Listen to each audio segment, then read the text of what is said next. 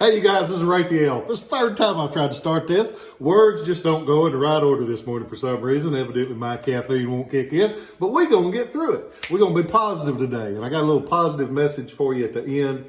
Hopefully you'll hang around and listen to that. Today we're going to talk about one of the prettiest pieces of Civil War uniform hats from the Civil War.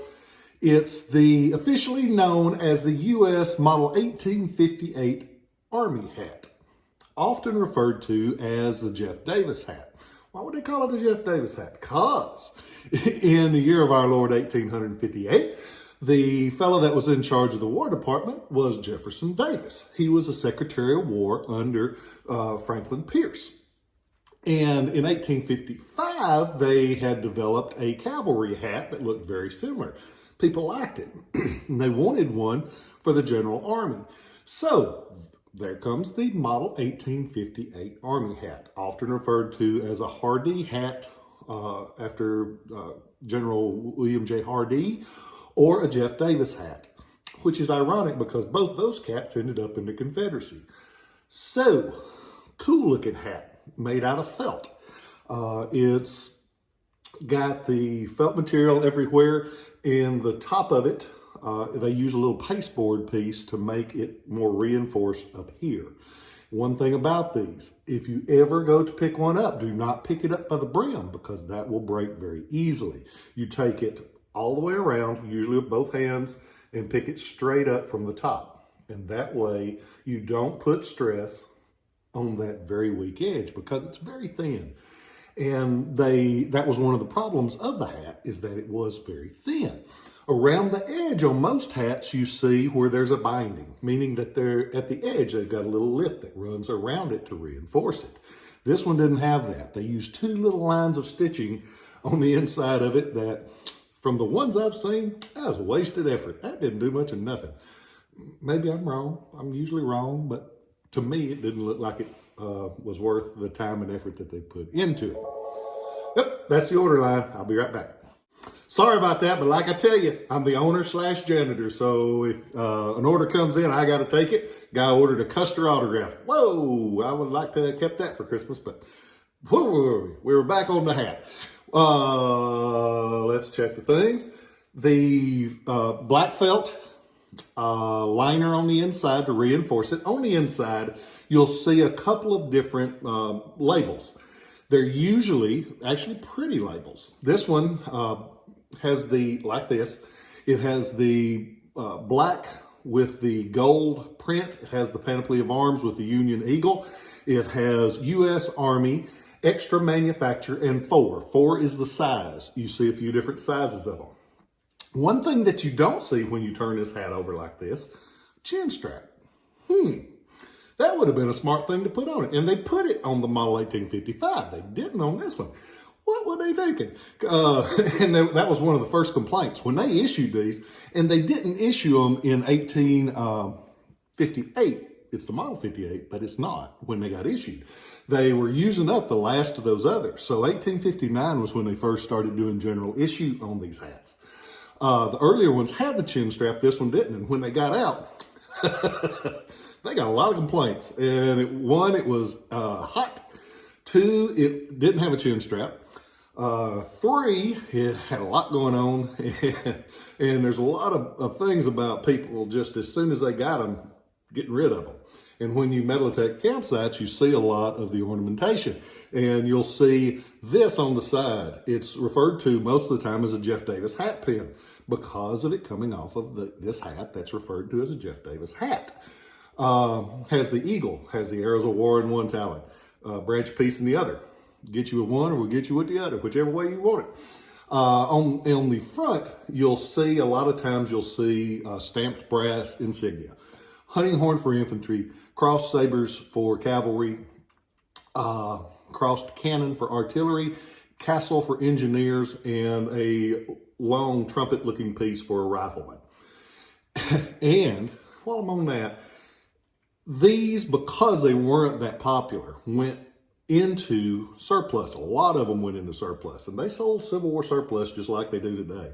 And so after the war, the surplus guys had cases and cases and cases of these.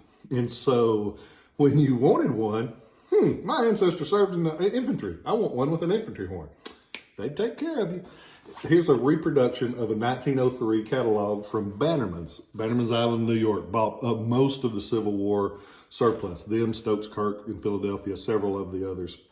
But if you look on this page, like this, it tells a little bit of the history of it. Has just a little blurb in the catalog. They tell you that you can have it in yellow for cavalry, red for artillery, blue for infantry, 50 cents a piece. Or you could have it all doctored up with everything on there for 90 cents a piece. That's how many of them they had. They make it any way you want. So, pretty cool to think in 1903 they had enough of them that you could just build your own. But they did, because a lot of them went to surplus. We've talked about, on the side, it's an ostrich plume that comes out the side like this. A little touch of a flash, not very functional, especially for the ostrich, poor little ostrich. So we got felt hat, no chin strap, model 58, not issued to 59. Maker's label. You see these where they are rough a lot, because anytime the hat gets handled, it's probably going to get damaged if you're not careful with it. So you like to see them in this kind of shape. You can see one in this kind of shape on Shiloh Relics as of right now. I don't think it'll last long, so get on there and check it out. But you can own it as of this morning. I do buy these when I get a chance to buy them, just because, hell, look at it. That's nice. I like that thing. I need me 1 or 2 or 12 of those. Go on there, check it out. Got some uniforms I'm going to be adding here in a little bit. Some really cool Navy uniforms. So if you get a chance, go on there and check them out. Yesterday, I was going through... today is my daughter Tess's 17th birthday. So thankful for her. She has been a blessing. She has been through some hard times losing her mom. But she is a strong young lady that I am so proud of, and is going to do amazing things in this world, I do believe. So happy birthday to her. I was going through Walmart yesterday, and I was buying candles, and I was buying things to try to make today special for her. And I heard a guy talking to another guy, and the guy said, "How are you?" He says, "I'm still alive." And the tone that he said that with, it pissed me off. I heard it, and I thought, that man is looking at life all wrong. All wrong. Because every day that you wake up, you have the opportunity and the potential to make your life and those around you better. That's the way we got to look at it. Because you can make a difference. But if you wake up, "I'm still alive," man, you wasting air. Don't waste air. There's so many people that would fight the devil to get to stay one more day here. Appreciate what you got. Get up. Say hi to people. Tell them, do things. We are so fortunate. Every day that I wake up, from now on, I'm going to be like, "I'm still alive." Not, "I'm still alive." Shit, I'm here. I'm glad and I'm proud and I'm thankful. God, I'm thankful, because there's a lot of times I didn't want to be here, and we can't look at life that way no more. So today is Tess's birthday. Happy birthday, Tess. Today is a day, what's that say? Today is a day that the Lord has made, and let's revel in it. Let's be proud of it, and let's move forward and be kind to people.